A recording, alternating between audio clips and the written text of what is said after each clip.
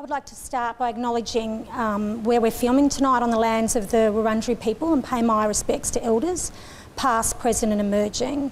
I would also like to acknowledge that wherever you go and wherever you're watching within Australia, you're on Aboriginal land.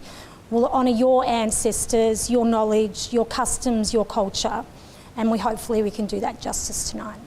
Thank you. Greetings everyone. Welcome everyone. My name is Jason Tamaru, and before I forget, I'd like to acknowledge the traditional owners of the land, all their elders, past and present and emerging, of course. And I'd like to acknowledge you, my brothers and sisters out there that are tuning in to this program. And what a program we've got for you tonight. We've got a program featuring some panel discussions, some music, a lot of talk, and we're going to be covering a lot of subjects. So make sure you hang around and tell your mates too to tune in, because we're going to be going through a lot of information, and hopefully this information is going to bring a little bit of calmness to some of you out there, and or maybe bring up some things too. But we've got some numbers there. If anything we're talking about triggers anything inside, we'll go to some phone numbers to help you out, and they'll help you get by. But yeah, we've got heaps going on tonight. Things like we've got a youth panel, which I'm looking forward to. Going to be talking to some young fellas. Got about four young men in here. Going to talk about their journey in working with the program, and a little bit what's been happening. We've also got a women's program, panel discussion, I should say. Obviously, Shelley's going to be running that, which I'm really looking forward to. And then we're going to go to, a men's program, which will be talking about a couple of footballers we'll get to listen to, hear their story, their journey, and then we'll wrap it up near the end. But we've got heaps and heaps going on. All right. What do you reckon? Are we ready to interview our first guy? I think so. Well, ladies and gentlemen, without further ado, I want to introduce my mate, this deadly brother over here, Nathan. How you going, bruz? Yeah, good, brother. Good. Thanks for having me and interviewing me today. Pleasure, man. I'm excited. Oh, yeah, I'm really nervous. Yeah, I mean, you and me both. Oh, yeah, you don't look it, man. Well, I'm putting on a poker face at the moment, brother. Yeah. So, where are you from, bruz? Wiradjuri country, that's my mob, and yeah, just got in contact with my old man. Also Niambar country as well. Where's that? Brewarrina area. I'm still finding some of that stuff out, so I'm doing a lot of learning. Yeah, it's always a journey finding out those connections to the country. Yeah, it's really good to find out where you're from. Find out where you're from, and find out why you're feeling a particular way, because we all come from somewhere. We all connected to country, and these country, they sort of speak to us in sometimes mysterious ways, and some of us we're not sure how to connect or communicate with at that level, but there's no doubt there's spirits out there, brother, calling you. Yeah, that's it, brother. So you better go find them, man. Yeah. So we're here in Melbourne now. Yeah. So where you from? You said you were from Canberra? Yeah, born in Canberra. Stayed there till I was about 13. Then moved to Portland on Gunditjmara country and stayed there till I was about 18. Then moved to Geelong. So you're in Geelong now? Nah, here now. Was here in Melbourne? Yeah, living in Melbourne now. Oh, deadly. Preston. So. And what do you do yourself? I'm working with Dardi. I'm studying, and I've just So you gone through the program, bruz? Yeah, I did. I went through the men's program, the Nagara program. Can you? Was it good? Yeah, it was good. Yeah, it really changed my life and my perspective on my thinking, and I've done a real 180, because if I didn't go through that program, I would have ended up in some places that I didn't want to be. And yeah, wow. Yeah.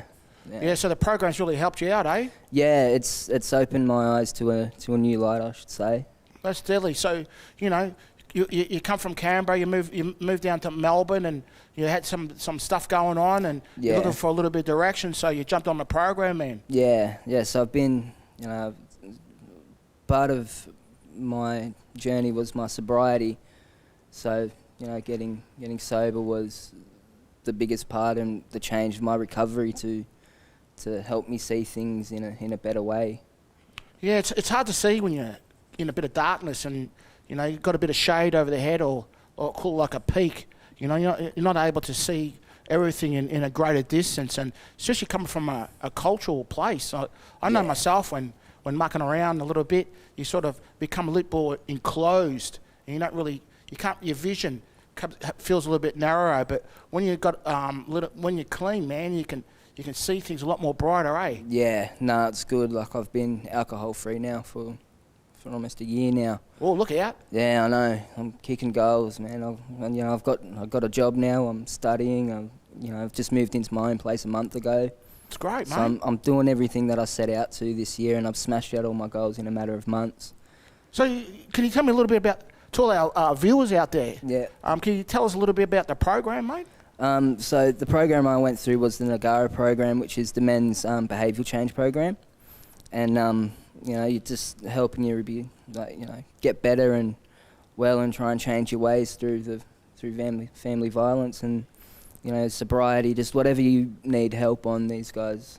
So is it like is it a 9 to 5 type of thing, or you're going after hours, or you do your classes and that? Like they have an art program and the men's group every Monday night and therapy, parenting classes, all that sort of stuff. Tell us, are you an artist? Me, no. Sure? I can't. I'll leave that to the professionals, Jace. Yeah. So, what did you make? Did you make anything in the art class? I did. I tried, but it looked like a kindergartner had done it. Yeah, tell us about what you trying to make. I tried to paint, and to my own discovery, I can't. Yeah. You got to stay in between the lines sometimes. Yeah. Get the colours. And what other program you said you were doing? There was a music program as well. I really enjoyed that. I'm a big music music man. Yeah. Yeah. Who's you got a favourite at the moment? Oh, I'm listening to a lot of bands at the moment, but I'm listening to Airborne at the moment. Airborne? They're like a spin-off AC/DC, I suppose. Oh, actually. Yeah, I love the hard rock. Yeah. That's Back in Black. Yeah, love that one, bros. Yeah, it's a good song, that one. Yeah, so with the music program, were you on a keyboard or instrument, or we'd write songs, and the music teacher would sing them, and we'd all sing the songs, and and my favourite class though was the creative writing one that really I discovered through writing, and now I've been writing my own poetry. Oh wow! So I've been really discovered that really helped me through. Now that I've been healthy and doing everything, still I'll sit down and write if I'm not feeling well, or I'll just write if I feel like I have a creative process in my mind. So it just a lot of young fellas out there maybe stuck with words and in a place and so on. But you said you got sober and things cleared and opened up, and you're able to do poetry, mate. Did you have that inside you before, or you just found it? I was always a good writer in school. Sweet, I was never good at math or anything like that. But yeah, maths, who is? Oh, shocking. It's hard, mate. But no, I found it was a different way I didn't know that I could express myself through writing. So I'd found to write, I could see what I was feeling on the page. Yeah, wow. And I found an old poetry book that I started from when I was in the program. So now, and I'm reading back on some of that stuff, and I'm just like, wow, I've come a long way to what I was really well and truly thinking. I can really relate to your story, because even as I was older, I had a lot of energy built up in my stomach, and you release it, some in good ways and some in bad ways. But I found to actually talk about it, I found it difficult. So these are some tips. You've gone through it, brother, and it helped for me too. Was to, if you've got anything going on in your stomach and it's you can feel it rising, which means you want to get it out. It's good to get it down on paper, eh, brother? Yeah, I mean, everyone's got their own coping thing. That was mine. I really found that to help me, and I think it is once you see it in black and white. I think it puts a new perspective on what you're feeling, especially that emotion that you're carrying, and how to deal with that. So talking to young fellas, going to be listening to your brother. You got any advice for them, or? Oh, look. Think of yourself. You got young fellas out there searching for direction, and maybe not sure. If you're in a dark place, just know there is a way out. you know, it's a lot of hard work, but, you know, you reap the rewards at the end, and that's just what I want to, you know, my advice, if you just keep working hard and you want it, you know, you have to well and truly want it like I did. And, you know, that you will, yeah, it may feel like sometimes you're not working hard enough, and there may be times you're like, why am I trying to do this? But, you know, you'll see what happens at the end, and that's what's happened to me. And, you know, just know that there is ways out of that dark place. There is light at the end of the tunnel. Well, light at the end of the tunnel, man. That's what we all want, eh, brother? Yeah, that's it. Well, I'll tell you what, man. You inspired me, mate. Thanks, Totally. Jason. You know, it's really, really good. It's really inspiring. You know, you walk the walk and talk, bruz. You know, a lot of people, you know, they give advice and, you know, they talk about stuff, and we're all good at that. You know, chewing the fat, they call it. Yeah. But, you know, a lot of people don't come from a place to know, to be able to give advice. And you've been through it, brother, and you can see it in your face, man, and the way that you communicate now, that the program really helped you. Yeah, it did. It really changed my life. You know, there was times where, you know, if it wasn't for Dardi, I would have ended up dead or in jail. And wow, that's the light of it. And, you know, and this program, you know, I can't thank the guys at Dardi enough. Yeah. Like, yeah, just to think about that from where I was even a year ago. Well, there you go, folks. You know, it says it all. You know, you've done, young fella, but the journey was really difficult at the beginning, but, you know, you've gone through come to Melbourne, went through a program, and now look at him. He's writing poetry, doing music, he's talking on camera. You're doing everything now, brother. Yeah, yeah. You'll be hosting this next week. Oh, yeah. Hey, look out. I better move out. Well, thanks a lot for your time, brother. No worries, it's brother. Great respect Thanks, to you, mate. Really, really good. And keep it up. Keep going, man. You're an inspiration. Thanks, brother. Yeah, Thanks. yeah. So I think we're going to go to a break now, and then we'll come back and talk to some other young fellas. Thank you.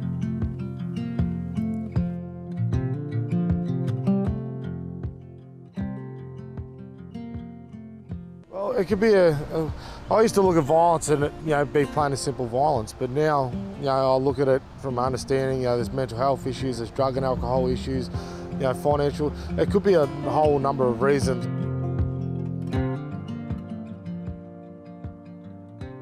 It's a matter of recognising that it wasn't part of us. It wasn't part of our nature. And I don't think it's part of anyone's nature. And so once you can separate that fact within yourself, I think there's a fair chance that you can get along in life in a different way. I suppose it all comes in with yourself. If you're not willing to help yourself, then you're not going to be able to help others. And taking notice of yourself and saying, I can do this, and I can be an upstander, and say, yes, I've been there, I've done that, and I can improve lives to other people as well.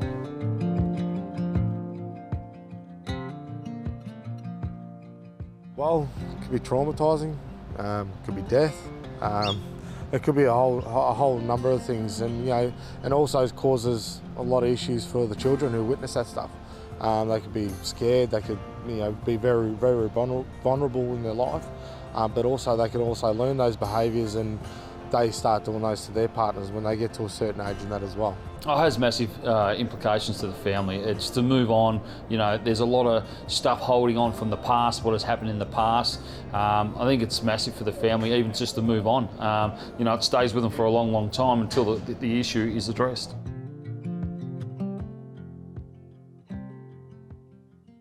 Recognising who you are. I can't help but saying this, recognising who you are. Your Aboriginality will give you the strength to go on and do other things. And look, it's been so strong in all our lives for such a long time. Being role models. I think the men in their lives need to be role models. You need to put yourself with the right role models. I guess it's all about action. And I work over at the Crown Estate, so I work with a lot of family violence homes and broken homes and things like that. And breaking it down is a lot of kids coming from the city that come from these missions and things like that, from the states and things like that. They've lost their culture. They've lost the image of being Indigenous, and that's what I've come to do. And I've come in here to show that, to be a strong Aboriginal man. So I've got a lot of kids that want to be gangsters. And I said, why be a gangster, brother, when you can be a warrior? Learn from the elders, not from these street people here.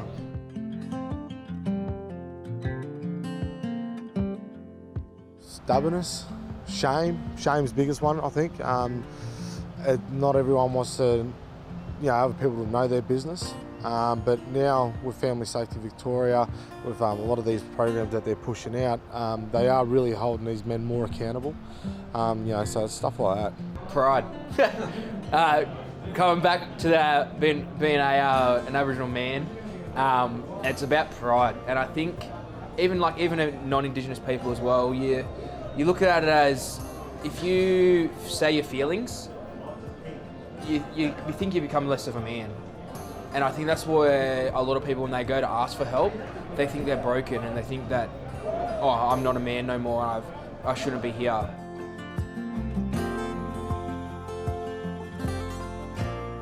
Just being supportive and letting them know that you are there to work with them, not for them. You're not their boss, you don't tell them how to live their life. And just building that trust. Once you build that trust, you can kind of steer them in the right direction. But just giving them the empowerment and the responsibility of their own healing, what direction they want to go.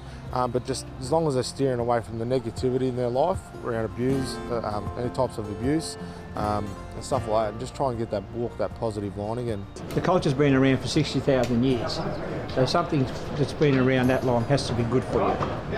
And there has to be strength and wisdom and recognition of who you are, where you belong, and how you assist other people in their travels and your travels. I think it's massive. I think it's huge. I think when they see older uncles, when they see younger cousins or younger uncles, even in our culture, when they see them actually putting their hand out and asking for help and support, I think they then feel comfortable in doing that, because I guess a lot of that stuff's done behind closed doors. But then when people open up about it, and you can talk to people that are getting help in various areas, but you don't know about it, they're not going to be open about it unless you ask the question, and they'll bring that to your attention. Knowing that they can recover from this and look forward is always a great thing. So if they can see it in the future, they can recover, then they know that it's going to be possible. And we'll see an example of other people that have come from recovery, from where they are to recovering now, and saying, I was there, I've done that, and look where I am now, and just have those strong role models for kids to look up to, I guess. So 1800 435 799. 1800 435 799.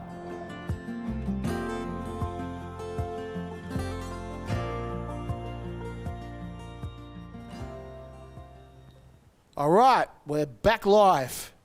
Yeah, good to see you all out there, all us mob. Hope you're doing well, sitting at home, COVID-19 free, having a cup of tea just after your tea. Here we are at Dardi, beautiful place here. Run deadly programs to help everyone out, and we've got some guests coming up, some young fellas who've gone through the program, and these boys, they're a little bit nervous. Yeah. A little bit nervous, boys? Yeah, pretty Yeah, nervous. we'll break it up a little bit. Might start by introducing yourselves. Want to go first, brother? My name's BJ, Gunner Man. Hey, brother, how are you, mate? Good. That's good. Just kicking it. My name's Kalen. I'm from Wagaya. What's that, brother? I can't hear. My name's Kalen. I'm from Wagaya. Good on you, mate. 18. Yeah, look at that, solid, good. Yeah. I'm Noah, Polo Man. Good on you, bros. Good on you. So, what bring you fellas here? You fellas have gone through the program, right? Yeah. And how was it? It's pretty good. It was pretty I good. might start over with you, brother. Yeah, Tell us a little about where you're from, and how you got into the program and all that type of stuff. I got into the program through my family because Uncle Alan is my mum's brother. Oh, So, okay, yeah. He told me about it when he first started doing it, and he asked me, you want to join, cultural stuff and start doing cultural stuff, and I've never heard about it before since primary school, so I jumped on it straight away, and I was just keen.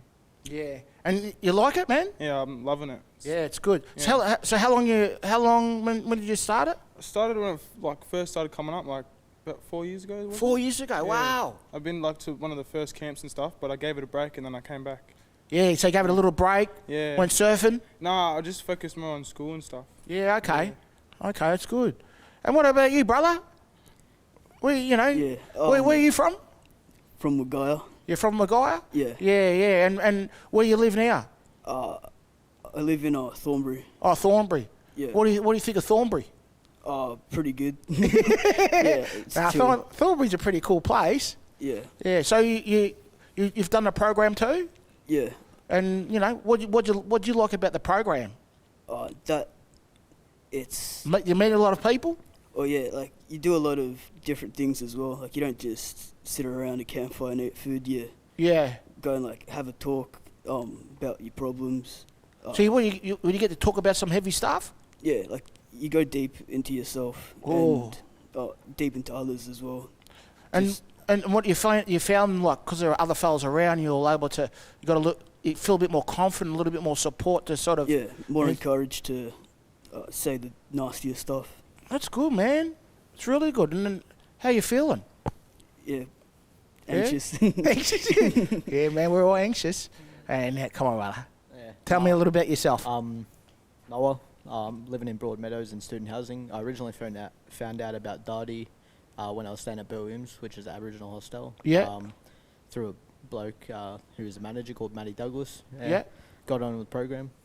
Haven't had Have a look back. So, you know, why did you get into the program? Are you looking for some direction or? I had some issues just around like with court, and also had some family issues that had been, you know, wreaking havoc on my family for a few years, and I thought that, you know, I really wanted to fix those issues. So it was probably. So you took it on yourself? Yeah, probably my biggest motivation to join the program. Yeah, wow. So tell me about it. You ran a campfire and had a yarn and. Yeah, like you just be yourself. Like, you know, there's never a reason to be afraid to express yourself in the way you want to around any of the boys. You know, you can be yourself.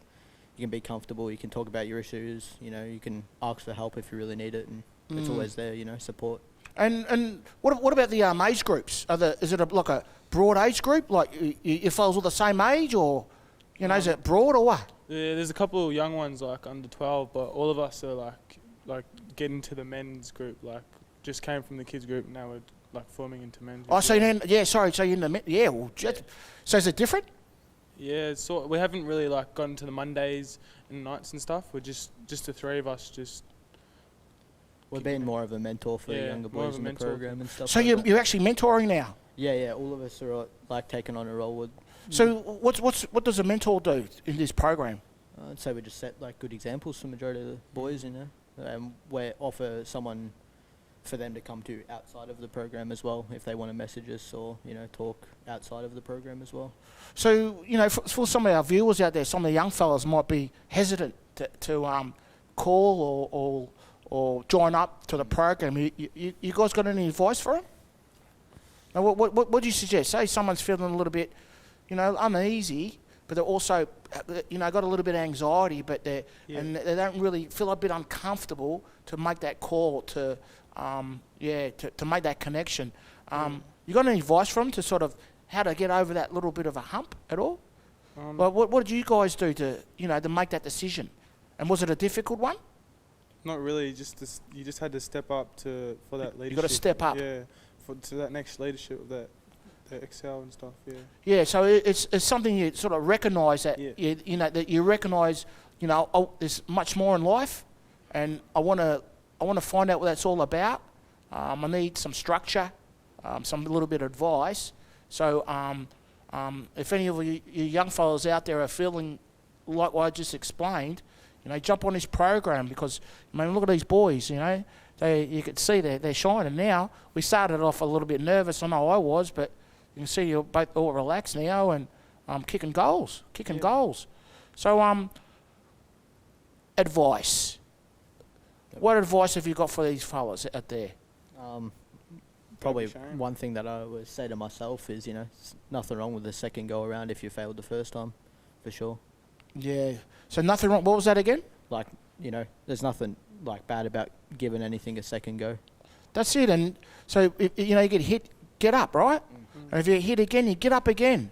Yeah, and just keep trucking on through because, you know, you want to get on that that first, maybe second and third step, but you got to keep moving through, eh? Yeah. What about you fellas? Got any advice? You know, closing moments, closing words for some of the young fellows out there that might be, struggling a little bit? No, not really? Oh, kinda. Yeah? This one's from a series I like to watch. The quote kind of helped me out a bit.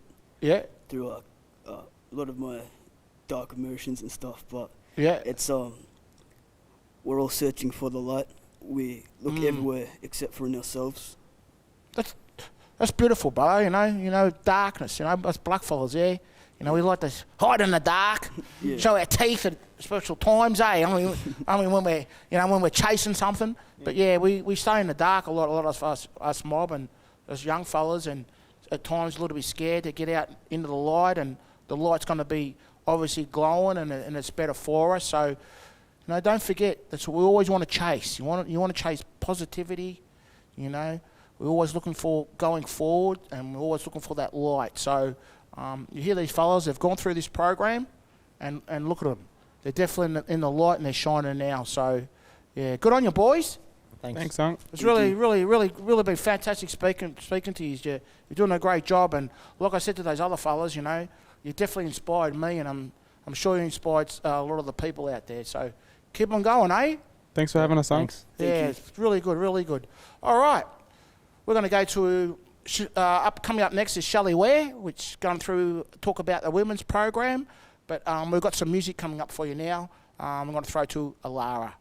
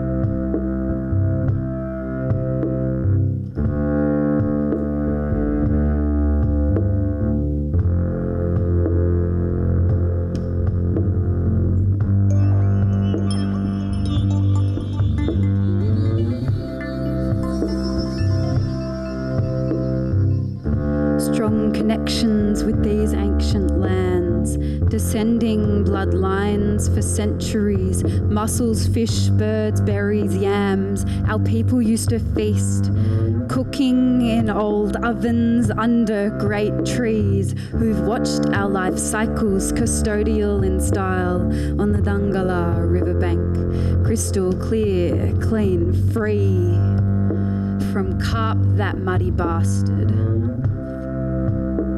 He was never invited. Surveyors marking acres and acres, missionaries and Jesus with religious takeover, crown sort of saying, this land is free for the taking, so take it.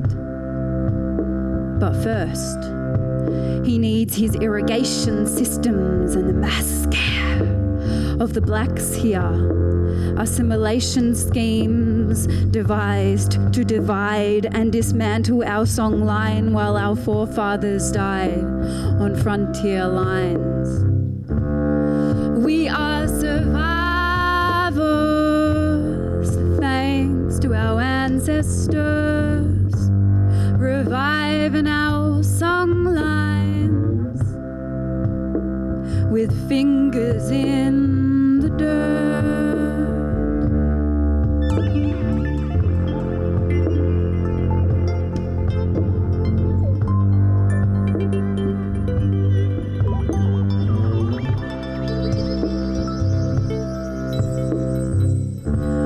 Decipher tribal incantation from files taken to record a dying race within an archive of 1,000 last kings and natives' true trepidation. All the while, I wear my soul on my sleeve, peace, when they wonder about my colour. Tell them, listen with your ears, it's under my skin, and listen with your hearts. I'm not here on a whim, it's flowing through my arteries, from my crown to my feet, in connection with country.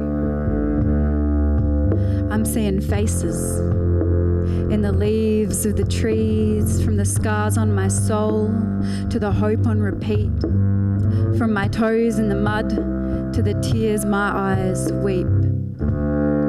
We are survivors, thanks to our ancestors, reviving our songlines with fingers in the dirt. We are survivors, we are our ancestors, we're dancing our songlines with spiritual self-worth.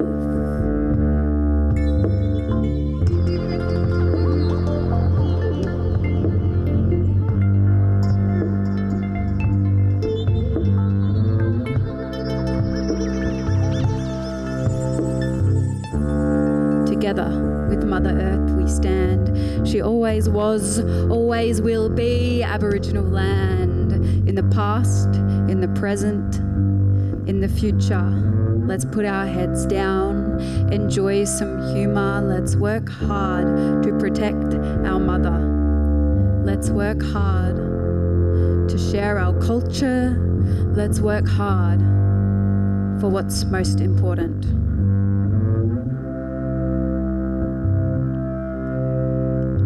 Doma Nini Yalka's distant future.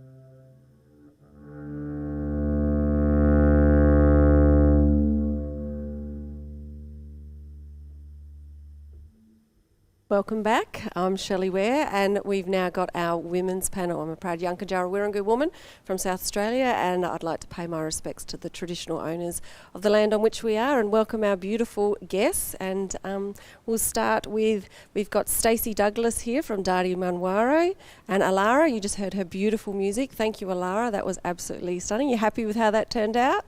Yeah, I think the team did a fabulous job at the filming, and my good friend Arik helped with the sound. So sounded absolutely beautiful. So thank you. you. We'll touch a bit more on your music as we get along. And we have Sue-Ann Hunter. So thank you, and you're going to share some of your wisdom with all of us. But it's been great to hear from community. Keep up all the work that you're doing on the socials, and we're getting some great feedback. So thank you so much for that, and we're really enjoying what you've got to say and having community part of today's event. But Stacey, we'll start with you, working here at Dardi Munwurro. Tell us about the work that you actually do. Thanks, Shelley. I just wanted to say I feel really blessed to be here with all the amazing women, and it's great that the women's voices are being heard. I know we're really well known for the amazing work that we do with the men, so it's great that the women are having a voice and we're getting opportunities like this to get on here and have a yarn. But my work's evolved a lot since I've been at Dardi. Originally, I worked supporting the family members of the Nagara program, which is the program that Nathan was talking about a little bit earlier.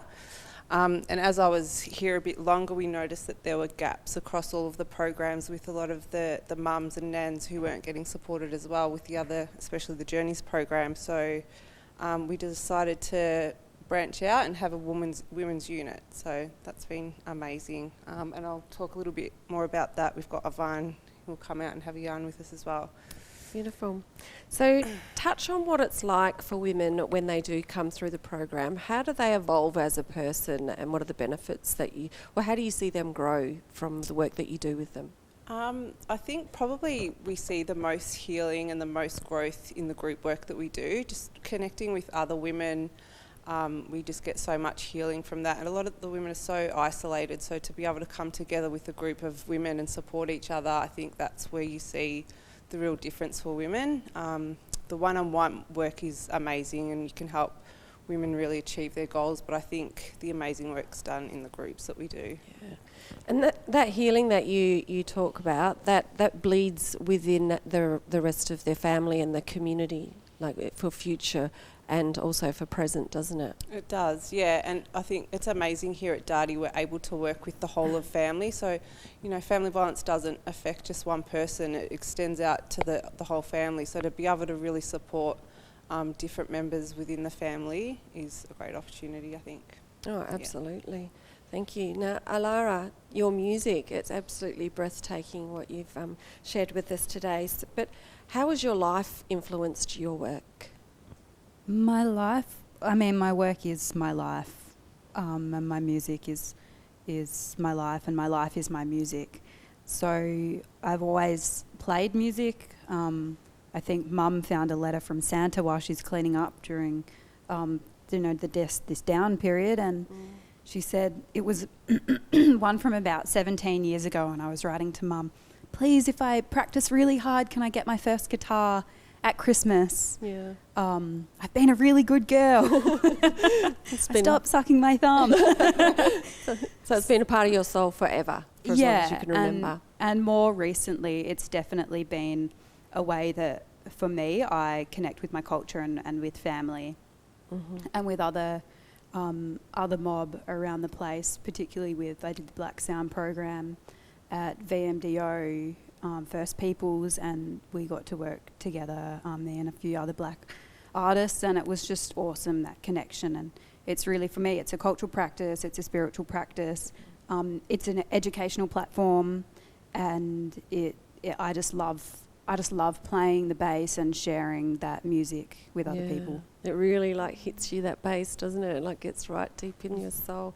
I actually wore my Share the Spirit Festival t-shirt for you. It's got your name on the back. Did a little girl fanning. How beautiful is the eagle on there bundle? Yeah, it's absolutely it's just stunning. I love that artwork. Do you know who did that artwork?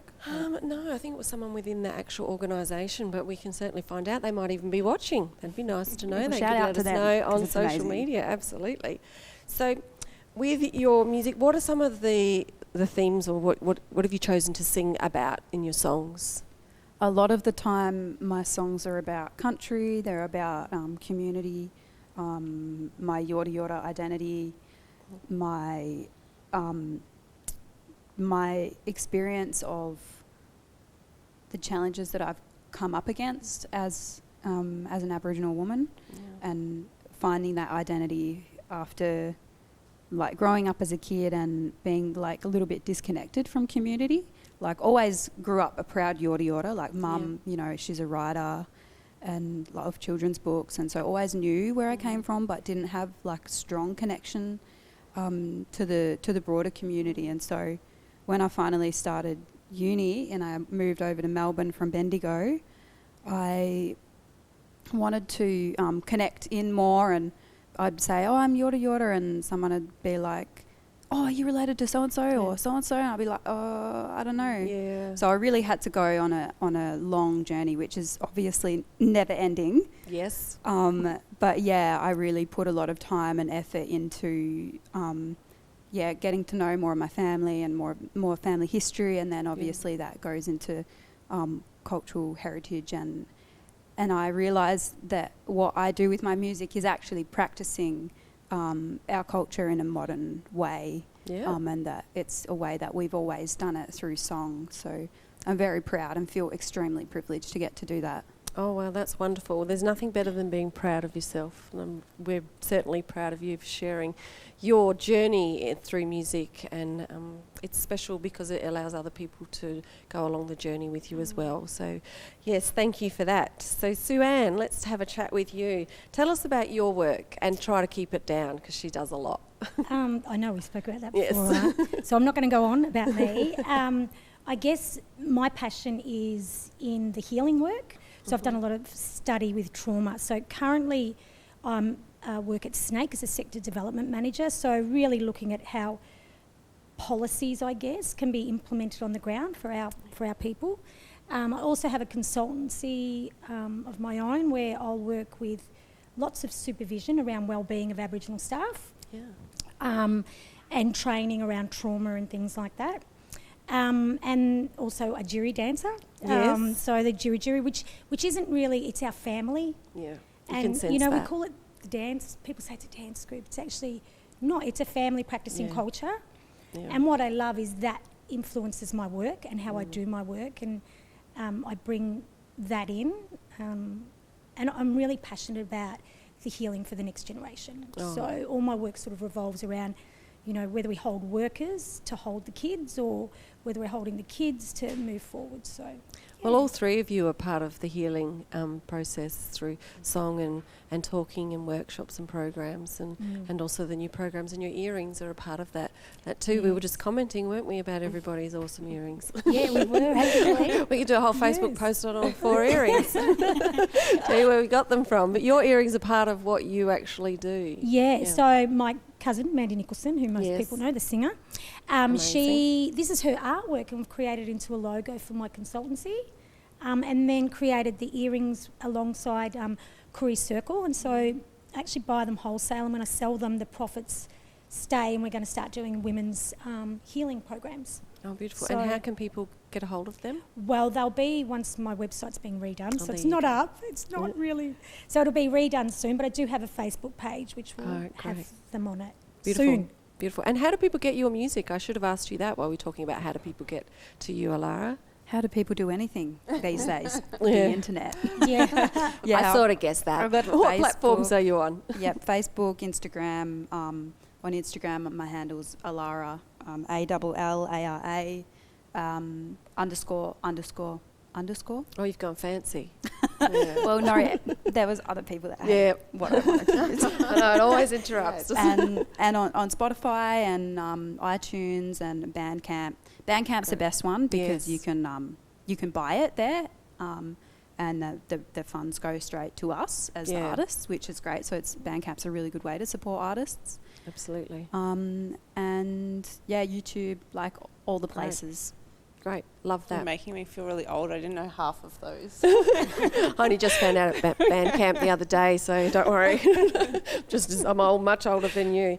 So self-determination, we hear that word a lot with Aboriginal people. I'd really love you to tell us, Sue-Ann, a definition in your words of self-determination before we talk about it, because we hear it and sometimes we can hear words and we think we know what's going on, but I think it'd be great if you could clarify self-determination for us. I think firstly, depending on what the context is, Yes. is understanding it. So government have, the agenda of self-determination, and then you have organisations, and then you have individuals. So people have different meanings. I know so it's a big I guess for the work and me and what I do, self-determination is imparting enough knowledge onto our people to make informed, safe decisions about their life, and be able to partake in life in a really healthy way. So I guess that for me would be the work that I do. That would be what self-determination means. Beautiful. And for Aboriginal people, that is so important, isn't it? Yeah. And what are the ways in which people can make decisions using self-determination? I guess the work that I've done over the years in sort of child and family welfare is really giving people the knowledge and the understanding. So be it just about a life decision, if you're able to impart enough knowledge that someone can make that decision in an informed way, because you don't want someone having half the information about moving forward with their family. I think that's probably how I'd see it. Does that make sense? Yeah, it does. Yeah. And that goes to what you're talking about before, Alara, about not having that connection, because there are many reasons that could have been, and a lot of it is a lot of past policies that have affected Aboriginal people. So to be informed about our history and our culture, that makes a massive difference to who we are as people. So it's really important to have that knowledge and sharing that. And I guess for you, Stacey, that you would see that impacted in that disconnection of people sometimes within the work that you do. And a lot of the work that you do here at Dardi is about finding and reconnecting in culture, isn't it? Absolutely. And just come back to the self-determination stuff, that really resonated with me. I think all of the women that come through our service are so different and so unique, and each outcome's going to be different for everyone, but just giving them the information. And for some women it's really hard when you're in that situation and you're so close that you can't see the risks and you can't see the danger that you're in. So making sure that the women have all that information to then be able to assess the risk for themselves, I think is really important. Absolutely. And then just supporting them, whatever they decide. You might not always agree, but you just need to support them through that. Surround them through love. Yeah. Now, Stacey, you actually talked to Auntie Zita a little earlier, so we're going to have a look at that interview and catch up with the gorgeous Auntie Zita, who we all know and is a huge part of our community. So looking forward to hearing from Auntie Zita. So I'm here talking with Auntie Zita, who's a respected Wurundjeri and Yorta Yorta elder. Just want to acknowledge that it's National Sorry Day and just pay my respects to all the families who live with the trauma of children who are forcibly removed from their families and community. And also just like to acknowledge that today, 23 years after the Bringing Home report and 12 years since the national apology, Aboriginal and Torres Strait Islander children are still 10 times more likely than non-Aboriginal children to be removed from their families. And I'd just like to acknowledge and pay my respects to all the amazing aunties out there like Auntie Zita, who have spent a lifetime working towards closing the gap between Aboriginal and non-Aboriginal people. You've had some amazing achievements over your lifetime, Auntie Zita. Do you want to have a bit of a yarn to us about that? Yes, and thank you. Firstly, I'd like to pay respects to all the old people, all our ancestors, and acknowledge their journey. I feel their spirit is still here with us all.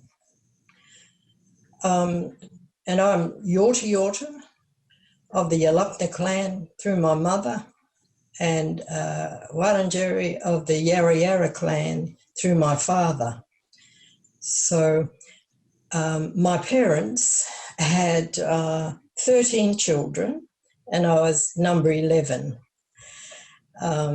They also raised my 3 sister-brother cousins, as a lot of our people do. And so there were 16 of us all growing up together.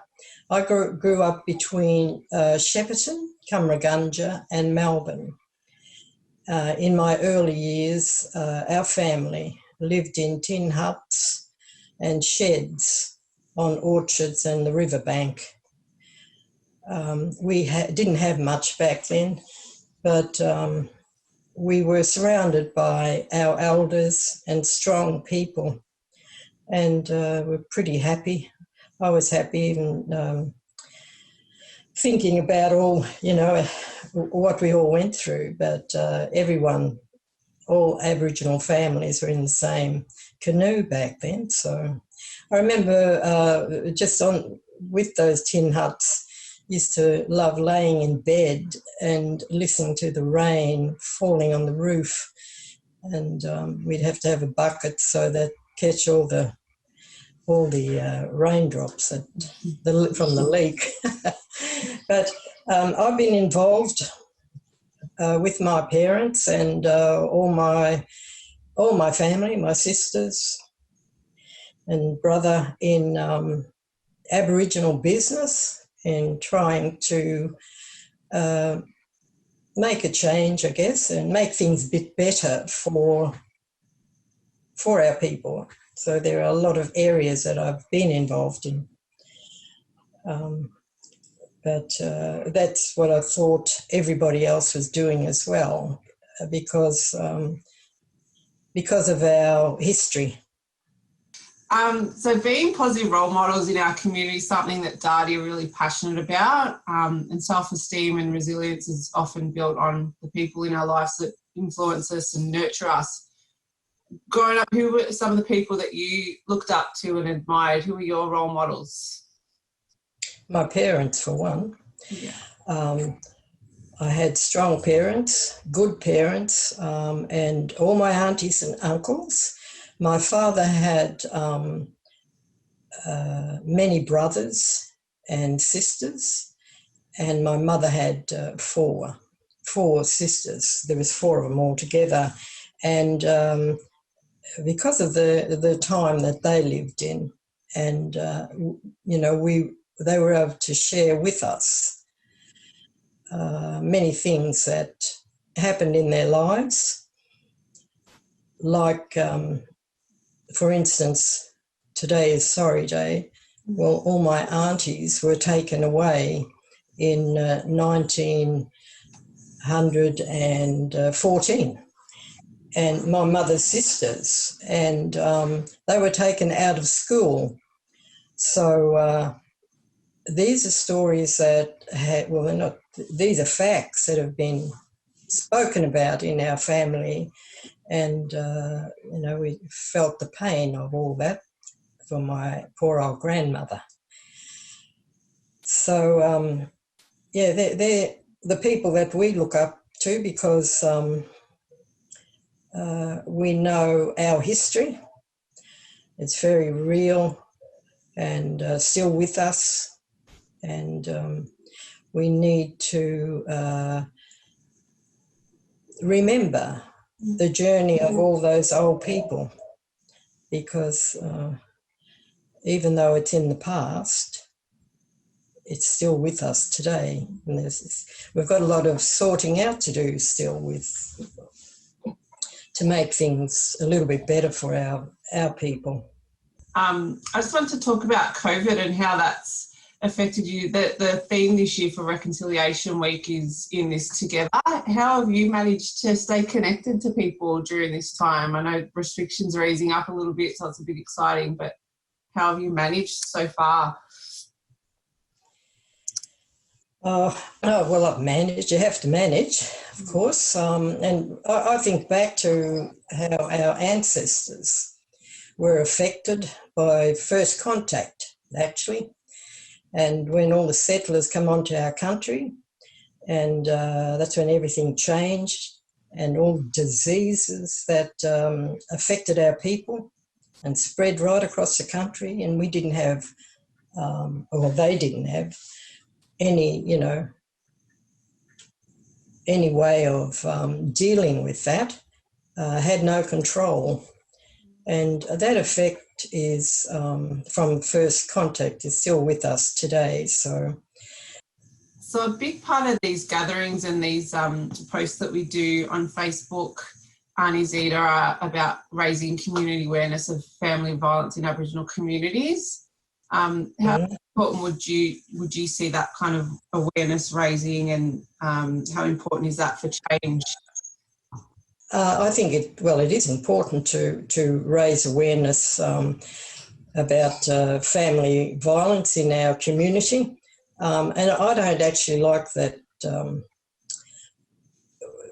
family violence stereotype sort of wording that is that people think that of our people. But, we need to be in control of our own destiny and make things better for our families ourselves. And I think many Aboriginal organisations right across the country have good support programs that are put in place to help people in that situation. And JIRA, for instance, is doing a really wonderful job, along with Dardi Munwurro. So, everyone trying to do things to support our community and get them back on track. Yeah. Yeah. We love the team at JIRA. We're always over there in the Crew Women's Place and going to their Sisters' Day Out. They do some amazing work. I was reading a little bit about the program that you had at the Gathering Place, Auntie Zita, working with, I believe it was women, the Women's Family Circle. It sounded like a great program that works with the whole of family, which is similar to a lot of the work that we do at Dardi. It's that holistic approach. How important do you think culture is in empowering and healing women? Oh, look, it is very important. It's who we are. We must maintain who we are with our culture and so forth. That program was it was good. There was a whole group of women that come and took part in the program. And, of course, everything was kept within the circle. And we did many cultural things, for them to embrace. And, it was just good. I think culture is about also just sitting and talking together and, sharing stories when you feel comfortable enough to do that. So we did lots and lots of things over the time we had that program. And, so I feel that, there was a lovely bunch of women there, and it was all about culture, maintaining who we all were as Aboriginal people. So to me, I'm all about culture, maintaining our culture, and for our children, for ourselves, it's very important. All right, we might leave it there. Thank you so much for your time. It was lovely talking to you this morning. Yeah, thank you for asking me, and thank you to everyone involved. Auntie Zita, what an absolute beautiful woman, and thank you for reminding us that staying connected still, even though some people feel like COVID-19 is over, we still really need to stay connected and stay safe and stay at home as much as possible and keep washing our hands. And it was so great to hear from Auntie Zita, and thank you so much for joining us. We have now got a new guest in Yvonne Murphy, who also works at Dardi Munwurro. Welcome. Thank you very much. So great to have you here. Tell us about the work that you do at Dardi Munwurro. So when I actually started my placement with Dardi last year when I was studying mental health. And when I started, my initial thing with Dardi was to do flower workshops. So my background is in floristry, and I had this concept where if we had a bunch of women sitting around together, making bouquets together with native flowers, that could be really healing process for everyone. So I was able to step in and do the work with Stacey, which I was really lucky to do. And it kind of grew from there. Oh, beautiful. And I saw some of your native flowers out there actually on the entrance of Dardi Munwurro, so it looks like you've had a lot of fun with that. Yeah. Working together, I've touched on this with Stacey before. What do you see the change in the women that you work with? I think it probably went further than we had anticipated, I would say. Yeah. I just feel like there's just been such a strong connection with the women within that circle. There's a lot of trust within that circle that's been built. And just a really strong connection with each individual, like with us as workers as well, but also with the women themselves too. I feel like we just kind of had this really beautiful kind of moments together within that. But also the space that we were doing it in was it's in a florist as well. So we're surrounded by tree bark and eucalyptus, and so it's very sensory filled as well.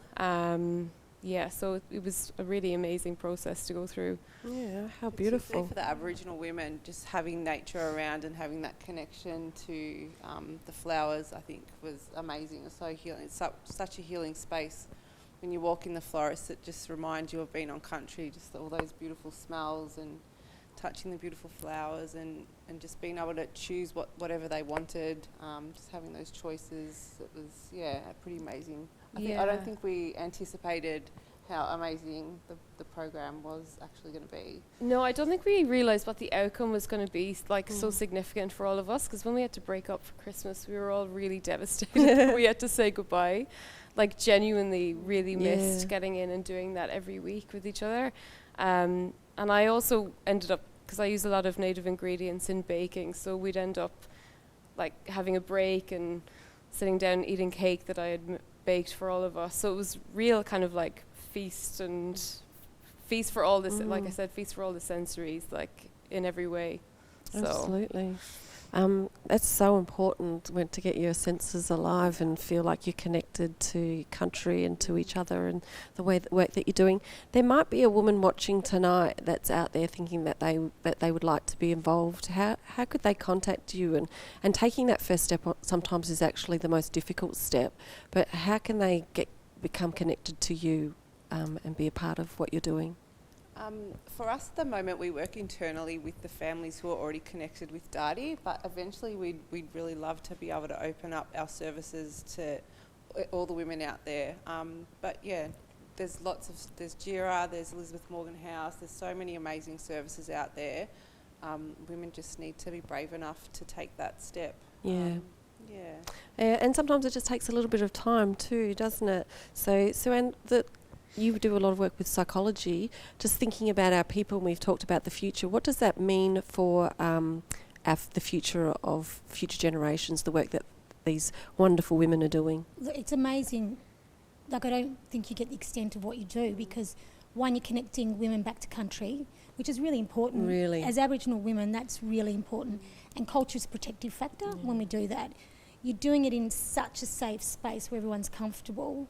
And you're also building these connections that women have never had before. And that makes that such a safe place to start to heal. But that's not just for those women. No. That's for those families, for their children, and for the next generation. It's absolutely. So you probably didn't expect those outcomes, but when you bring culture in, straight away it's protective, and the smells and the senses and the sounds of, is amazing. It's amazing work. It is amazing work, so you should be very proud of yourself, and the women that you work with will be, I would say, eternally grateful for the changes that you're making in their life. So and we are too, aren't we, Yvonne? We draw so much strength from them. They're the reason why we do what we do. They inspire us. Well, that's the thing. You're working with really strong, resilient, strong warrior women. So that you're just helping them wake up and see that they are, so that they've still got that within their soul. So it's very commendable work, and the work that Alan is doing, like I've known him for a really long time, and to see what you're doing here at Dardi Munwurro is wonderful. But let's touch also on the fact that it's National Reconciliation Week. What would be your message to each of you, to these beautiful women watching today, and men and boys and girls? I'll go first, but I think it's a tricky week for us as Aboriginal people, because, you know, I struggle with it that it's a week. I think reconciliation needs to be celebrated continuously, and I think it's about the meaningful relationships that people make with us as First Nations people, that it's genuine and honest, and people are prepared to make mistakes but learn from them. So that would be probably... Absolutely. It's a tricky week, yeah. It is a tricky week, and I worked with someone today, and they actually said to me, I feel like we have to promote a week where we shouldn't be promoting that week. Like, we should be the ones that people are talking to. Like he said, it's a really tricky, like he was trying to explain it, but I agree it is. What about you, Stacey? Yeah, I totally agree with what Sue-Ann said, but also, just reflect on all those amazing warriors that have come before us, all those amazing aunties who have, fought that fight for so long for us to be here today, standing up here working with the women, and you're a part of the world's longest living culture, and be proud of that and draw strength from that. Absolutely. Yeah, I mean, I'm coming from, from a non-Aboriginal background. I'm from Ireland myself. And I think that something that we should all be thankful for is be thankful to be on your country, and to give thanks for this week and show our appreciation, and stand with you. Yeah. I have two women in my life. I've got many women in my life, but the two women that really seem to understand Aboriginal culture and history and that connection are two women that came from Ireland, and they just get it. And I think it's because of the basically the crap that's happened over there as well, that you understand what has happened in Australia, and you have a really strong connection to Aboriginal people. So it's quite fitting that you're from Ireland and you're here working as well. I mean, it seems to be that's what happens all the time. Yeah, I think that's, well, Stacey's heard me say this so many times, probably sick of hearing me say it, but the one thing that, I mean, I've been here for about 10 years and I've never felt a part of a community here until I started working at Dardi, and I met Auntie Carol, who's the person that kind of led me into this position. Beautiful. Really, so I feel very, very lucky to I'm privileged to be here, and to even be here and in this space with you guys as well, so thank you. Well, you were nervous and you did a fantastic job, so I'm really impressed. So keep those comments coming on social media. We have loved hearing from all of you, and so many community are sending them in, and I think you've made everyone here at Dardi Munwurro's night. So thank you to our panellists for being here with us. It's so great to have you, Stacey, and Ivan from, I got to get that right with my, from Dardi Munwurro, and Sue-Ann. It's just great to have you here with all of your wisdom that you could share with us tonight, so thank you. And we are now going to hear from Alara. This piece is called Murong Farm. I just released it as a single yesterday. Narayan Johnson, aka Riverboy, produced the track with me, and we're really excited about it. So you can find it on your favourite streaming services, iTunes and Spotify, and Bandcamp as well. If you want to buy it, that would be amazing. And it's spelled Murong. And this is the song. I hope you enjoy it.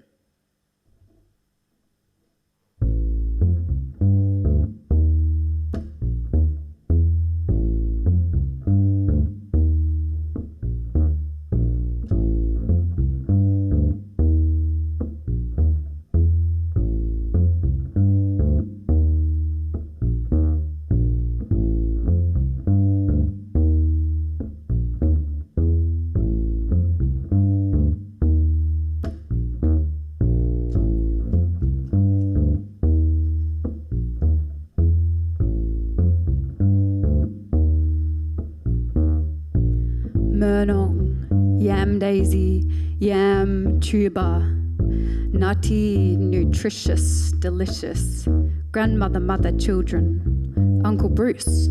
Lies, confusion, anger, elders, truth, confusion, Murong, Yam Davy, lesson, Yam, archives, tuba, answers, nutty, agriculture, delicious, grandmother, mother, children, black traditions, Uncle Bruce, ecosystems, regeneration, anger, conservation, truth, love, confusion, ash, truth, Yam Davy, lesson, mothers, Yam, archives, tuba, answers, nutty, agriculture, delicious, grandmother, mother, children, black traditions, prejudice lifted, prejudice lifted. I'm gonna start a Murong Farm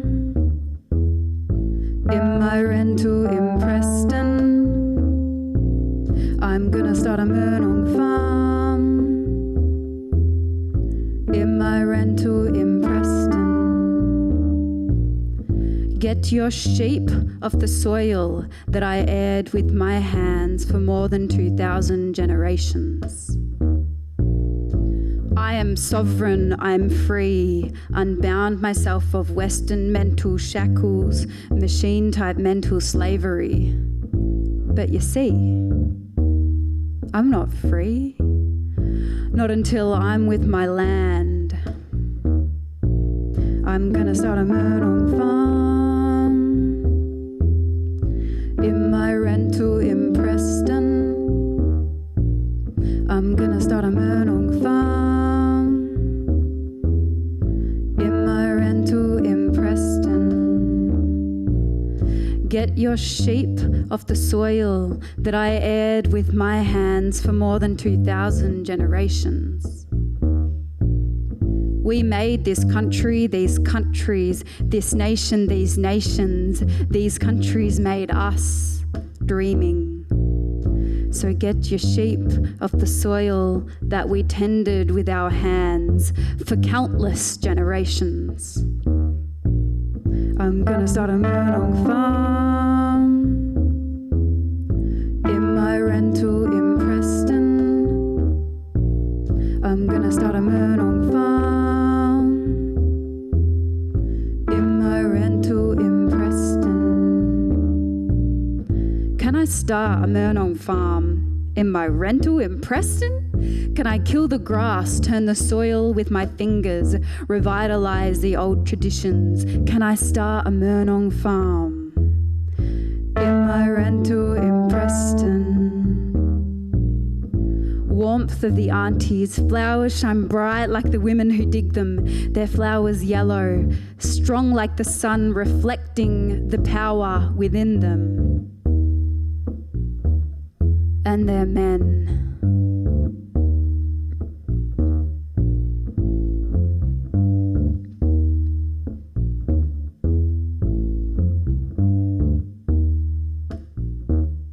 Mother, children, black traditions, Uncle Bruce, ecosystems, regeneration, anger, conservation, truth, love, confusion, ash, truth, Yam Davy, lesson, mothers, Yam, archives, answers, nutty, agriculture, delicious, grandmother, mother, children, black traditions, Uncle Bruce, ecosystems, regeneration, anger, conservation, truth, love, confusion, ash, truth, Yam Davy, lesson, mothers, Yam, archives, answers, nutty, agriculture, culture, black traditions, prejudice lifted.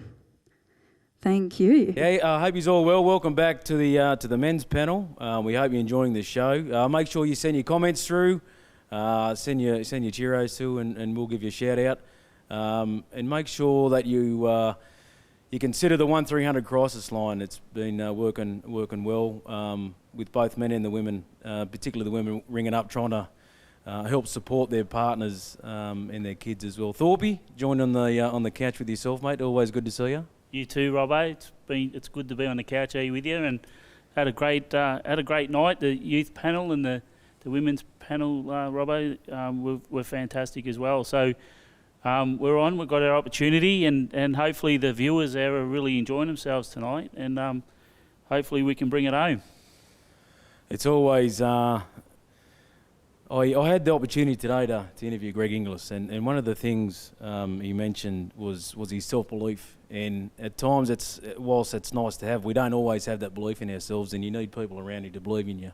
And our next guest, Mark Hemsley, is Robbo, one of those. just on that, so you Zoomed Greg Inglis today. You had a bit of a chat with him, and he's making a comeback. And I suppose what brought him to come back, and what was the conversation just before we pass on the mark? But you've had a long relationship with GI.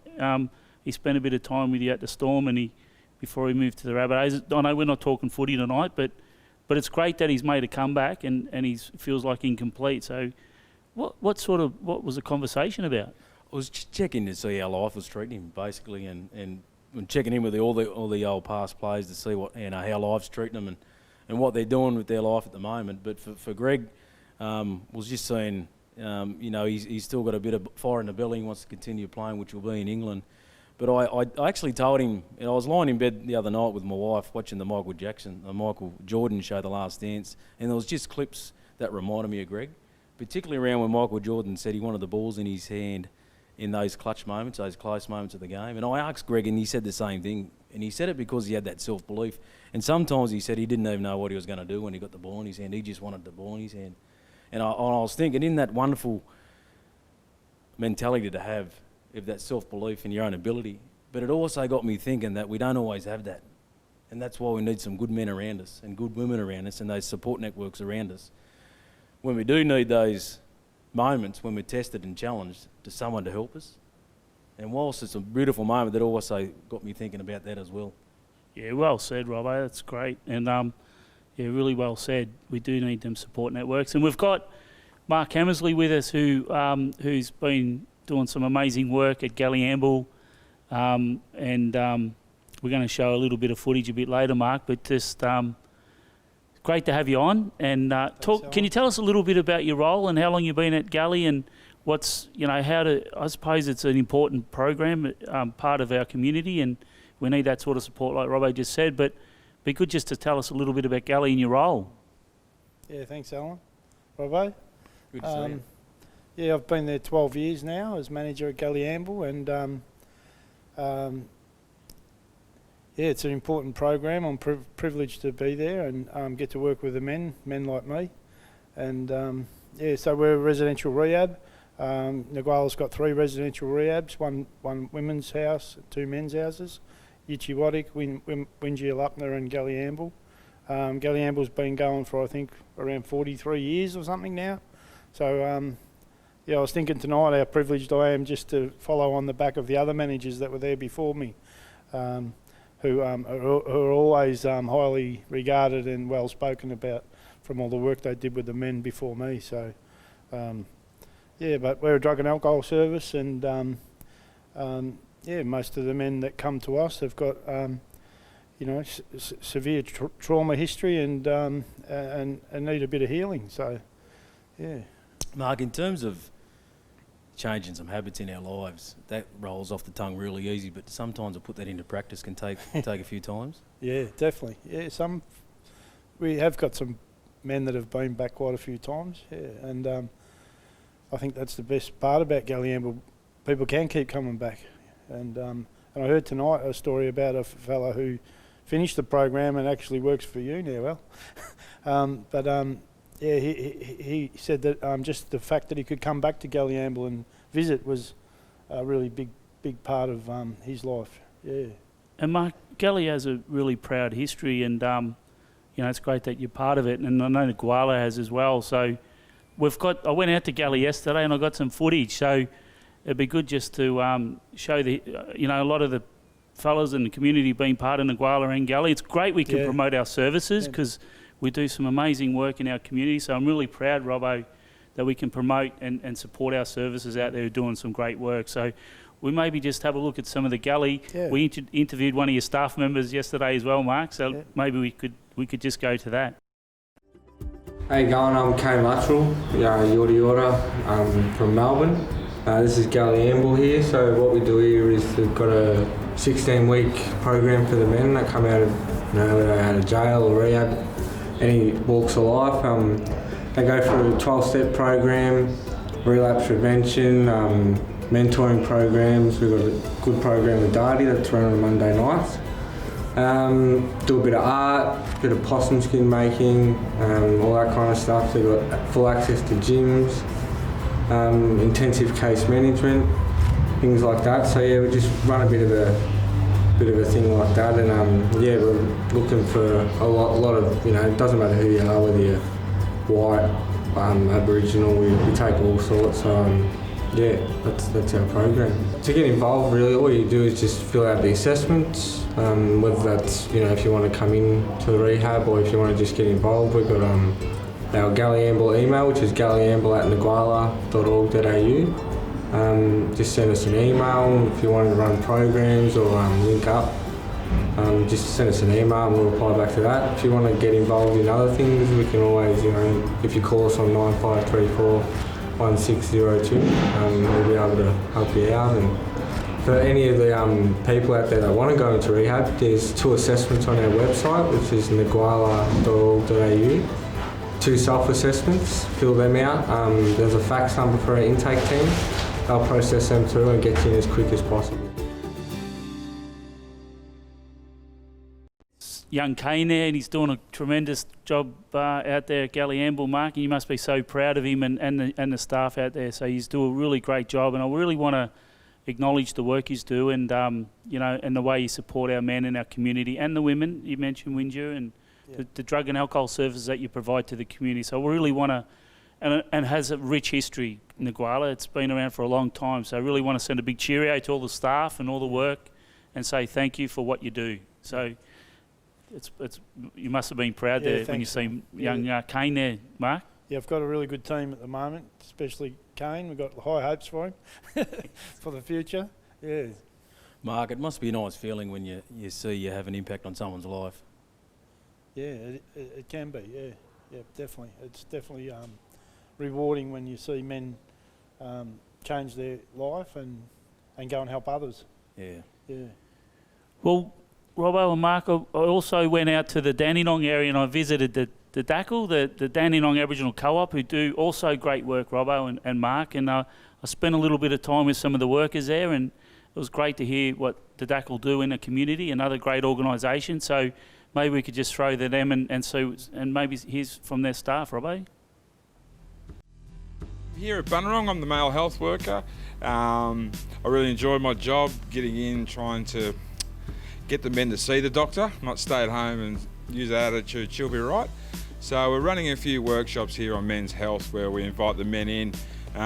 We've found a lot more success after hours in regards to, we had 30 men come in, we had a GP speak, all the men got in, we had a Q&A.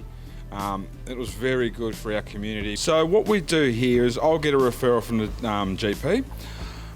Say you need to say you want to see a podiatrist, we'll bring you in for a 715, which is an Aboriginal Torres Strait Islander health check. We'll go through a series of questions about preventative health, and in those health checks you can get 5 free visits, whether it be a podiatrist, an osteopath, an endocrinologist for diabetics. There is a lot of things that we can get you through, and it's just a simple pathway to just a referral from the GP. And if you're very nervous about actually making these appointments, come see me. I'll ring it up, I'll book it, I'll make sure the medical driver's ready for you, I'll coordinate all that, I'll get your address and I'll get you to every appointment that you need to get to, because it's very important that as a community we do health checks every 9 months and we need men to do it. And we can do all that, and then it's about preventative health, get things early so that problem doesn't snowball into a massive problem down the track. In Dandenong and the community, we have when school holiday comes around, we have a lot of things to do for the kids, so they're not sitting around at home. Comes around for NAIDOC. We have things happening at Bunurong, places like the Fountain Gate shopping, Casey's office, I think. When it comes to the junior carnivals, a lot of kids to involved with that. Our senior football carnivals, we generally always have boys and women's side to take away. Look, this community, I've grown up here since I was 4, 6, and a lot of people do. When you grow up in your own community, you have your dislikes and likes. I brought my partner back to this community and my kids to grow up in this community where I grew up, and it's more like one big family. So you can look us up on the internet at Dandenong and District's Aborigines Cooperative, or if you do need and you don't like that, you can use social media. We're at 3 Carroll Avenue. There's numbers all over the place. I'll give you the number now. It's 8902 9700. And for a male, if you're nervous about speaking to a female receptionist, ask for Trevor. I'm here to help any male, whether it's no matter how big your problem is or how small your problem is. Please ring me and please use me, because I get paid, so you might as well make me earn my wage. All right? So come in. It's a relaxed environment, but the first thing you'll need to do is we'll need just to get your signature to get all your files from another doctor, so that the doctor can look after you in case you're on some life-saving medications, and then anything else you need, just come and ask me. I'm here. Oh, I'm actually most proud of when people come in and ask for help, because as a male, we don't want to ask help. So I feel pride in myself when I go home. Yeah, I'm not earning 100 grand a year, but I'm making someone healthy, and I'm making him go home to talk to his son, who will talk to his grandson, who will talk to his nephew, and we need that word of mouth. I just want men to talk about their health. It's not just a female thing. Men need to go to the doctors, and that's what I want to do. I want men to come to the doctors. Yeah, that was great, Robbo. It was really good to spend some time out there yesterday, and 2 great men who are doing great work in the community. Very important, some of them health messages. We need medical centres, and we need them sorts of supports, Robbo, for our men. So, you know, as Trev said, he's waiting for you. If you need a medical checkup or you need a bit of support, they're waiting for you. So it was a bit of a theme yesterday, Mark, out in the southern region. So we wanted to sort of really support the services and really promote it. And I just want to say thanks to Dougie and Trev there. Dougie was a brilliant footballer too, Robbo. We played in many carnivals together, and geez, he could play, I tell you. He was a great, played in many carnivals, and he's still playing, Robbo. So, yeah, it was great to spend some time with the fellas yesterday. And I suppose for the men, it's don't be too proud to go and get some support as well. Make sure we're taking care of our body. The one thing I've learned about your body, if you don't take care of it, it's going to catch you at some stage. Mark, just want to acknowledge and thank you for coming in. We know it's a crazy time with this virus, but to be sitting in the space with you again, mate, it's always a pleasure. We're going to come up. We've got some really good speakers coming up next, Andy Cracker and Nathan Lovett-Murray. But before we let you go, you have the last say, mate. Yeah, I just want to acknowledge the men from Galliamble and all of the past clients, and Dardi as well, the men that I've got to know that have gone through Dardi in the last 12 months doing the men's group. Don't be a stranger, make a phone call, send a message on Facebook. In this time we all need to connect. We were talking about that just before. We need strong men around us, so yeah, don't be a stranger, make that phone call and send a message on Messenger to one of us guys. Thanks Mark. Guys. Thanks Mark. Before we get the boys up, we're going to check this out.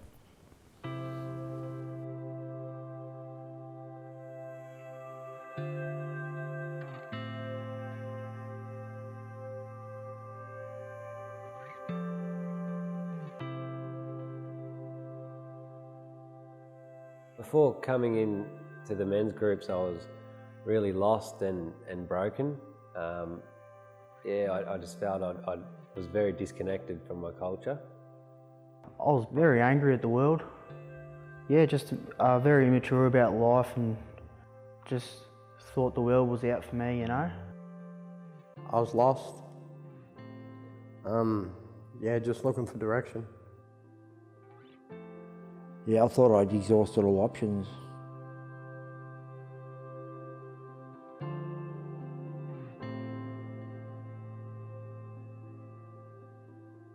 I got involved because I ended up having a heart attack off using ice, which is like the scariest thing that I've ever been through. And it's one of those turning points in my life where I wanted to make change, and I knew that I could make change. I feel like there's a lot of trust in the group, just trusting the brothers and trusting the circle. It makes me open up about my journey and about my life. I was blown away by whether it was a young man or an older man, how similar all our stories were. And the connection I made with each and every person that shared, you know. We've done a lot of work on internal work, on spirituality and connection, and give me a sense of identity and a deeper spiritual understanding. I felt safe, supported, and I had the ability and confidence to share exactly what was going on for me in my life and in my head. We ended up going out in the camp, and that's where I had the biggest impact. John and Alan were doing like a workshop where we'd stand up and they'd ask you how you're going, and one thing led to another, and I just let go of a whole lot of poison in my life. I think the camp was amazing. It was a real standout, and it was very impacting on my recovery. But keeping up to the groups regularly was just as important.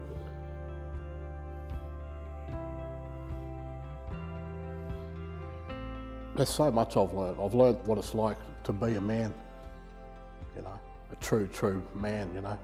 I've learned what it's like to be a brother, a father, community member. I learnt that I can be a part of the community.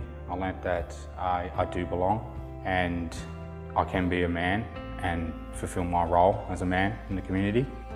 I learnt that some things are out of my control, and I learnt to sometimes turn my will over to a power greater than myself. I learned a lot about myself, relationships. I got in touch with my culture again. I've learned to trust the brothers that I sit in the room with. I learned how to take responsibility for my actions and to let other things go that was out of my control.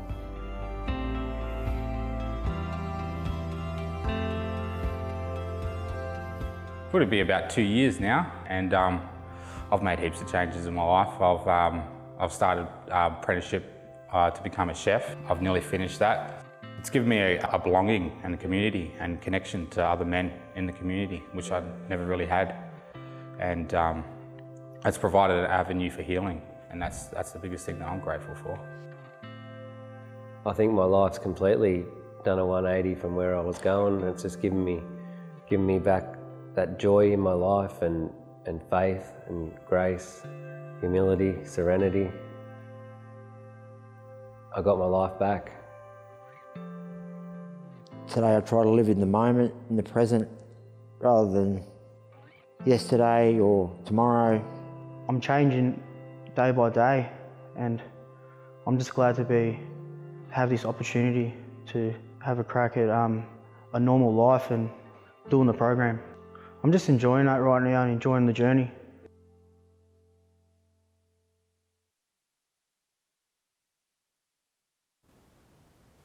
How good was it to hear our brothers, share their story and get their healing, and so refreshing. And I love what Ormo said about feeling, having that trust and safety in the group, and that's what it's all about, is getting around one another, and so we can feel safe, so we can get some stuff out of our chest, so we can walk out that door, a little bit lighter for having that conversation with someone. Just don't forget, we've got our 1-800 crisis line. It's 1-800-435-799. It's a 24-hour number. If you're sitting with issues in your life, doesn't matter what time, there's always going to be someone there to pick the phone up and have a chat with you. And it may be that one thing that can help you out in that point in time. And so crucial that service is available. So no matter what, no matter where you are, you can have that conversation with someone. Thorby, we've been really blessed to have a couple of superstars on the couch with them to pick their brains, to see how life's tracking for them at the moment. But I just wanted to go back to that package. How powerful is that when you're hearing those fellas talk about the work you do? Yeah, absolutely, Robbo. It's important that we build safety and we can actually express ourselves. I think as men, we've made some mistakes, like some of the messages. We take responsibility and we go again, and I think there's some great men who are prepared to share themselves and share their stories and express themselves. So I really want to thank them men who was courageous enough to actually talk about some of the stuff. And that's what it takes as well. It takes a bit of courage. But more importantly, you've got to trust yourself, That's where it really starts from. And I suppose that, and I want to say thanks to Nathan Lovett-Murray and Andrew Cracker. And I mean, it's great to have you guys on. And suppose, Andy, but starting with you, like, you know, with your transition, and I think footy's been a good platform and a good pathway, but you've experienced some things in life, but it's great to see you back, doing really well, and I hope one day you can give back to the community. But it'd be great to talk about your story and just your transition in, you know, after footy and life and how it's treating you. Yeah, sure. Firstly, I'd like to say thanks, Robbo and Thorpe, for getting me down to have a chat, and certainly what we just saw then with the package, with what the guys spoke about, really struck home with me, with sort of through my journey about being accountable for actions and you know, controlling what you can and things like that with the situations that we've put ourselves in. So yeah, with the transition, you know, it's not easy, but with what we've been able to speak about tonight, you know, we're gonna have times where we're gonna be feeling all right, we're gonna be feeling good, and then there's gonna be other times through our transition. You know, with where we've been in trouble and coming out the other side post that we're going to need to be able to really find those support and those people we can, you know, lean on to be able to help us through that, because you know, there's been plenty of times in my journey that I've been going well, fine, things are good, but then on the other flip side of that, you know, there's been times that I've struggled and really need to be able to reach out. And you hit it on the head as well. You know, it's very courageous to be able to do that. I think as men, we don't like to do that. We like to think we can control and, you know, handle things on our own. But you know, we've all got great mates and great friends that we can rely on and be able to get that support. Andy, can I ask you, particularly during those difficult times, the motivation? Where did you get that to really get you back on the right path? I'd have to say, Robbo, my motivation was my family. I had 2 young daughters at that time. That you know, that I was made a mistake. That I think one of the first things and foremost, I had to be accountable for the actions that, you know, I chose to do. That I couldn't blame anyone else or anything with what happened. It was a decision I chose to make, and you know, I had to be accountable for that from a very, very early on. And but sort of going back to what helped me get through was my family. You know, my young daughters. You know, I knew I couldn't really change how long I was going to be in jail for. I was, you know, going to be eligible for parole in 16 months. So I just wanted to do what I could to be able to get through to that time and do everything in my power so I was able to get my parole so I could be able to get out and be dad again. But my motivating factor was my family, my 2 daughters and partner. No, I'd love to come back to that, Andy, and talk a little bit about your time incarcerated, but also how you bounced back and played at the highest level. So you've experienced some highs and lows in life, and I think it's important that we could support and get that message out to help others. But it's great to see you. You know, I'd love to come back to that, Robbo. But I suppose it just to Nathan, and it's great to see you have a great career in the AFL, Nathan. I know you're still in the system doing other things and helping other young men through. And could you just tell us a little bit about what you're doing these days? And I know you're involved in St Kilda and other things, but it'd be great to hear what you've been doing lately. Yeah, so yeah, retired in 2013, and I remember moving back home to Haywood, and I was doing a bit of coaching down there, and I sort of after that I decided I wanted to, you know, get back into the AFL system and get back into coaching. And I remember bumping into Kevin Sheedy at the football club at a function and told him of my interest of wanting to get into football, and you know, he said, you know, go coach your own team and you know, do your accreditation. So made the decision to move back to Melbourne and apply for some coaching roles and end up getting a job at Rumballara Football Club. So I went up to Shepparton for 2 years and coached up there. And after my time there, I came back to Melbourne, and I was able to get an opportunity at St Kilda Football Club where I did a coaching placement. And then from that, I was able to get 2 days a week as a coaching and a mentoring role, but also working on the Indigenous programs and also doing my coaching accreditation. So I'm currently doing my level 3 coaching accreditation. So it's something that I'm, you know, really sort of passionate about now is going down that coaching path. And you know, I've always been passionate about working in that Indigenous space in the community program. So I've got like a bit of a mentoring role with the Indigenous players at St Kilda. We've got Jade Gresham there, Bradley Hill, Patrick Ryder, Matty Parker and Benny Long. So I work with those boys in a mentoring role. And I also work at Brighton Grammar as well, at a school, private school which my son goes to, and I've got a mentoring role there with 5 Indigenous boys from Tiwi Island, so I work with those guys as well. So, you know, it's something that I've always been passionate about, that mentoring, and you know, I've had some really good mentors around me, and it's helped me sort of, you know, navigate through my sort of journey, and I know it's an important role that I play for other young people. Hey Nath, can I ask, in that mentoring role is so crucial in society and community and at footy clubs, Who was someone you spoke about who your mentors were, but who's someone that really inspired you? Not particularly just for your footy, but who was someone in the community that inspired you and why? I think I grew up in Hayward, and I had a lot of uncles, and one uncle, Uncle Swisher, Wayne Bell, and he did a lot of community work and worked in justice, and he was probably someone that him and his brother Uncle Mukai, and my uncles were probably my mentors growing up as a kid, and really helped me with my sport, and when I got in trouble, they was always the first ones there to sort of help me out.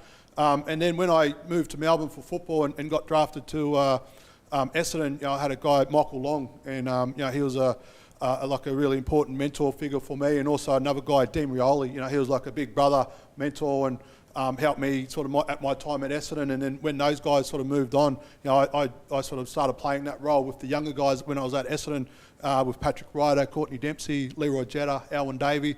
So it's something that I've always seen that's really important, having really good mentors in your life, and it's something that I'm doing now full time, which I'm really sort of lucky to do. And Nath, if you could talk a little bit about the project you've been doing to support Nicky Winmar, get the education out there, and how can we support that? But maybe could you just talk a little bit about what you're trying to achieve out of that project? Yeah. So when I was at Essendon, Michael Long started the Long Walk, and from that I got involved in that, and and I was really keen to help him with his program that they did at Essendon. I was an ambassador for a couple of the Walk the Talk programs. And so when I finished at Essendon and started work at St Kilda, I remember talking to Matt Finnis, the CEO, and saying, look, we should be doing something similar for Nicky Winmar. With what he did, it was such a significant moment when he stood up to racism. And the idea that I had is that we need to get his story. We need to do a documentary, not just his story, but other Indigenous and multicultural athletes that have been through racism, been through bullying, and how that impacted on their mental health. And I took that idea to a guy named Peter Dixon, who does a lot of AFL sports documentaries, and he loved the idea, and so from that we've been able to develop a documentary that we want to release next year. We've had some really good support from different health organisations and the football club, and then we want to be able to incorporate that into a schools program where we go to schools, show the doco and talk about the ripple effect of if you be racist, if you bully someone, this is the impact it could have on a person's mental health. And how could people get involved or support that program? Yeah, we're definitely looking for supporters of the program. Just contact the football clubs at St Kilda, and that's the best way to get involved. I think it's important too to acknowledge that particularly with words, and they can hurt, particularly at a younger age, and the mentoring role that you do, and Andy, the stuff you're doing now in community, just to be able to share your story.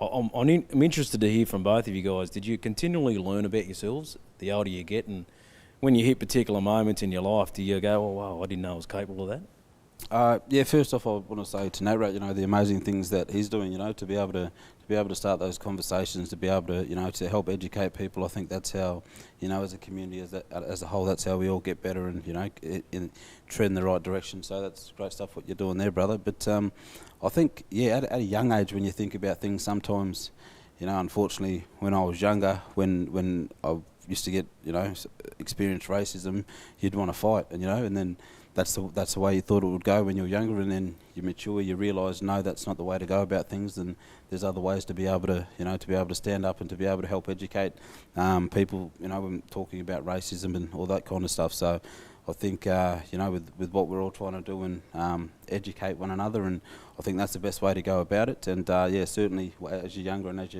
as you grow, you mature, and you certainly do grow. And we have come on a journey. I mean, it's been a big week this week with Reconciliation Week and Sorry Day, and I think we've come a long way, and hopefully the work continues. So I think, Nathan, through the work you're doing with that project, and like Andy said, that's really great work. And it's been a really big week, Reconciliation Week and Sorry Day. It's been talked about, and hopefully people are getting the message as well. Yeah, I think just on that, with my role at Brighton Grammar, it's a private school, and they're really open to want to learn about Indigenous education and really want to get behind and support Indigenous causes. And so we've had Reconciliation Week this week, and the school's been really supportive, and we've had some activities during the week, and we acknowledged Sorry Day yesterday, and we've got some Indigenous documentaries that we're going to be showing through the Brighton school community. So it's just great to see, especially over that side of town, and really getting behind those causes. It's great. Hey, Nathan, you go, Dolby. No, you're right. I was just going to say, obviously, a big part of your life was playing footy, and that was your passion. Is it nice to have another passion now post-football? Oh, definitely. The body's no good for football. But in saying that, I have signed up with Fitzroy Stars. I was meant to play with the Stars this year, but that's been cancelled. My old man used to play there, so I wanted to go back and finish one more year there. But I think it's great now just being able to have a coaching role, and I do a bit of coaching at the school as well, and just being able to just teach the kids and basics of football and pass my knowledge on, and it's something that I've really enjoyed. I was just going to say, Andy, coming back to you, like resilience is a big thing that we experience. We've had our highs and lows in life, but I just really want to come back to you, Andy, about the time you at the highest level. You had you went into prison, you incarcerated. I mean, and you spent some time to reflect, and hopefully you got something out of it because you've bounced back from that. But that moment in prison, and what was you thinking, and what helped you get through that, and who sort of supported you through that process to get out the other end? Yeah, it's funny how much you can find out about yourself when you're sort of down at your lowest, and there's not too much of a future to look forward to. Obviously, I did have a lot of time to reflect. But one thing I learned early days, even in my Richmond days, I remember.